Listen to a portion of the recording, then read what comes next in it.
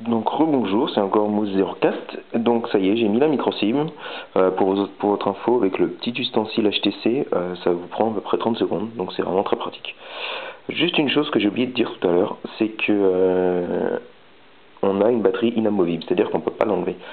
Donc pour les constructeurs, il y en a de plus en plus qui font ça. C'est le cas notamment évidemment de l'iPhone, c'est le cas des Lumia, donc je crois que tous les Lumia sont comme ça. Il y a un intérêt et un inconvénient. L'intérêt, c'est surtout pour le constructeur, c'est que ça permet de faire des appareils qui sont beaucoup plus fins. Donc évidemment, si on compare par rapport à mon Galaxy Nexus, c'est pas le cas. Alors, mon Galaxy Nexus a une batterie amovible. La différence, c'est que vous avez quand même 4 cœurs dans le HTC One X, donc il y a sûrement plus, je pense, de chip derrière, c'est-à-dire de matériel à l'intérieur du téléphone. Donc ça, c'est la première particularité. L'inconvénient du côté des utilisateurs, c'est qu'évidemment, la batterie, on ne peut pas l'enlever. Donc, c'est-à-dire que si vous avez un souci de batterie, imaginons que vous l'achetez d'occasion à une personne, imaginez la batterie est un peu abîmée, bah, vous ne pouvez pas le changer. Donc ça, c'est quand même un gros désavantage, je trouve. Après, effectivement, il est très beau, il n'y a plus de problème, mais à ce niveau-là, c'est quand même un gros inconvénient. Qu'est-ce que je voulais dire? Ah oui, il n'y a aussi pas de slot pour les cartes SD, donc pour les cartes mémoire.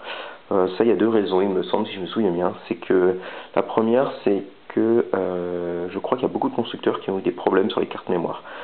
C'est-à-dire qu'en fait, les cartes mémoire étaient mal gérées, ou alors c'est possible que les utilisateurs en fait, achètent des cartes mémoire qui ne sont pas forcément de bonne qualité. Du coup, ça fait un peu planter l'appareil, et du coup, l'expérience utilisateur est, comment je dirais, est dégradée.